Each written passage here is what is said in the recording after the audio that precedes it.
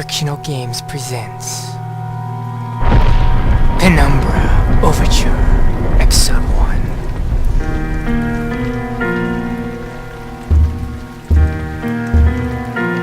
Yep, that looks right.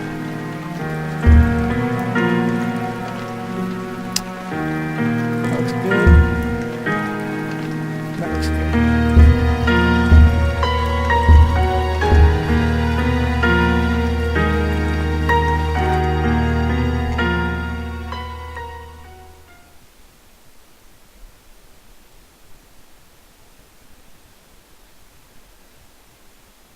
For my part in this allegory, I'm not going to make the same mistakes my father made. Howard vanished from my mother's life before I was even in it, so when he sent me a letter a few days after Mum's funeral, it was the first I'd ever heard from him. Pity he was dead. Writing from beyond the grave must be a genetic habit in my bloodline.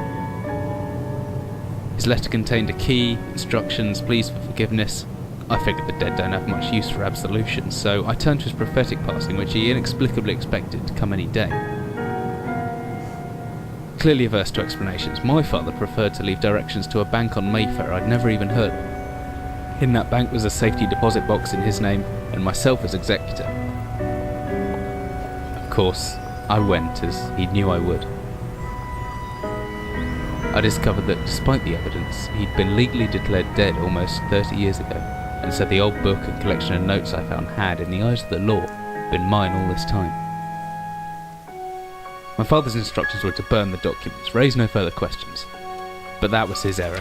No man's immune to the shameful trappings of curiosity, and my humanity got the better of me. The university I taught at was world-renowned for two things: physics and linguistics. I represented the first, and the man who stood for the second was stumped by my recent acquisition. The book was indecipherable. The notes, however, showed a location somewhere in uninhabited northern Greenland. To Greenland! It took me almost a year to book the last flight I'd ever take. As I watched civilization disappear along with Heathrow, I realised my father had disappeared 3 decades ago, almost to the day, and I considered in turn what it was that I was leaving behind. We landed on a strip of ice a few feet wide, and within minutes I was pulling away on a chartered boat, beginning the 12-hour journey that would lead me into my past.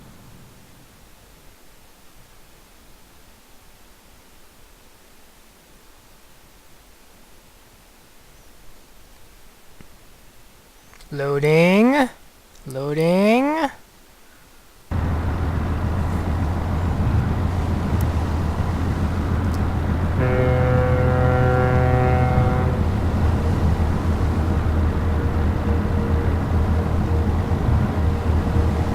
Okay. As soon as you give me control. Ah, yes. This is completely blind. This is the first time I've ever played this game. And I've never watched anybody play this.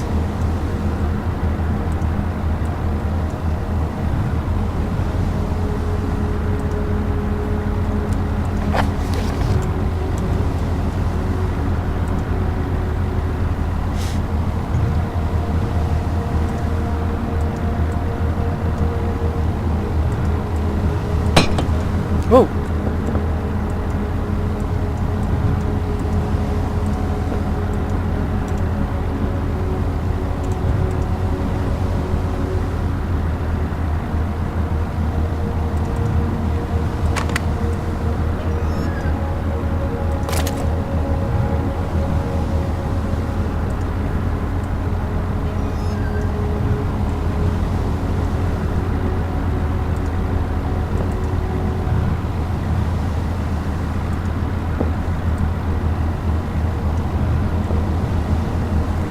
Hey, a flashlight.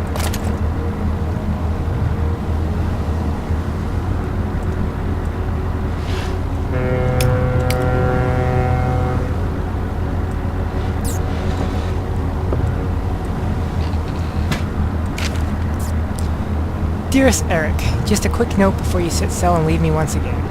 I've left you with a little something to remember me by in the chest at the foot of your bed. I really don't know why you still only have one bed on board, taking shifts because it is no way for you to get rest. But what does a fisherman's wife know of a life at sea? I'll be praying every night for you to make the catch you need so that you can come home to me safely and soon. Please don't be gone for 5 weeks like last time. I know I might nag sometimes, but I do love you, you know. I'll wash those overalls of yours. I know you'll get them covered in assorted fish parts in no time, but I still feel better knowing that they've had a wash.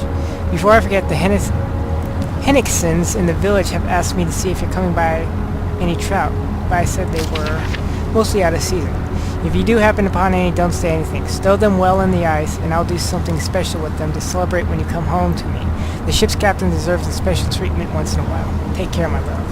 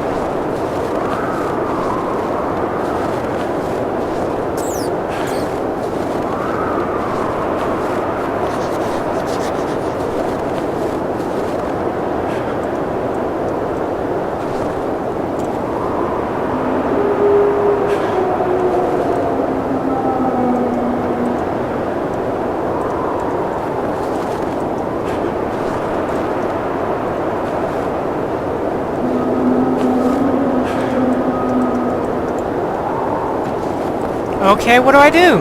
I'm stuck.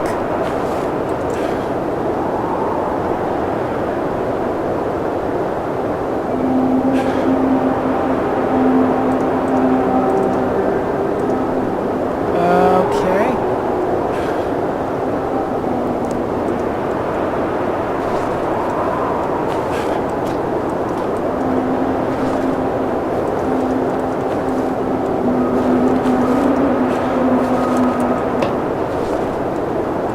Well, this is great. Frozen solid, must break ice. With what?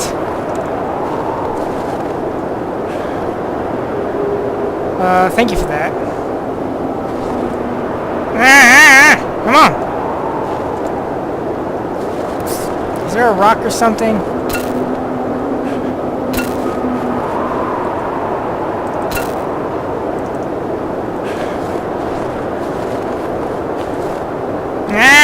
Come on!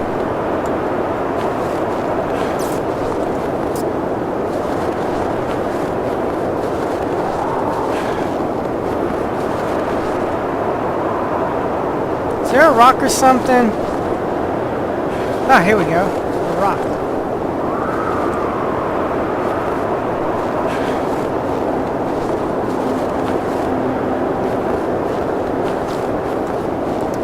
There we go.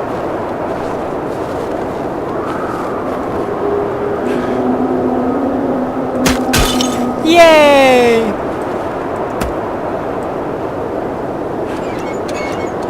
Come on! Come on! Ah! No! Open! Thank you.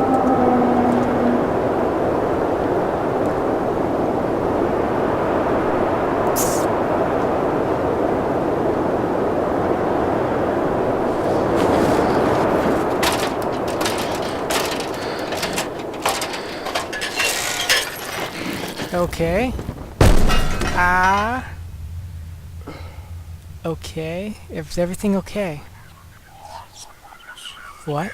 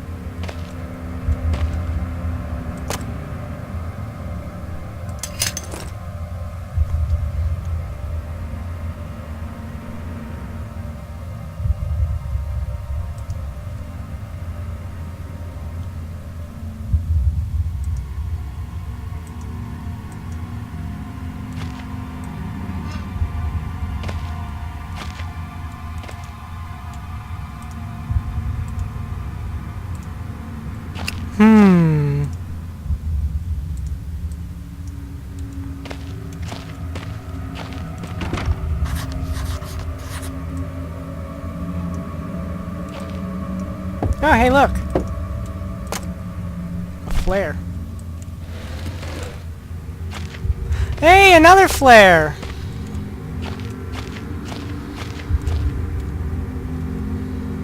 Notes!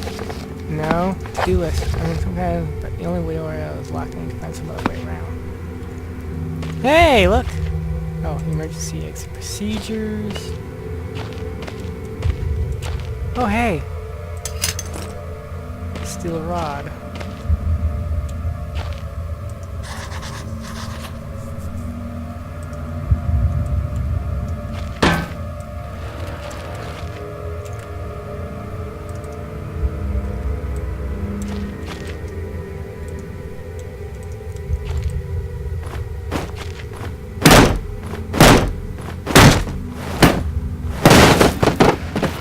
Yeah!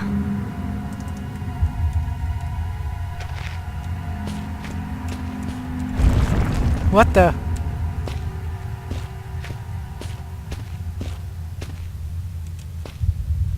Okay.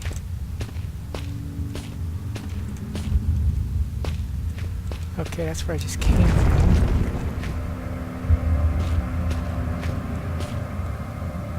Okay.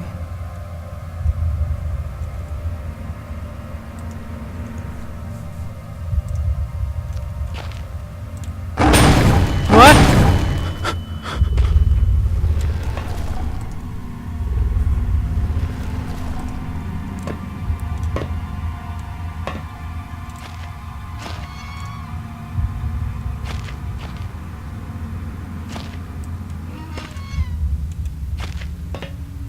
Do I really want to go in there? Do I?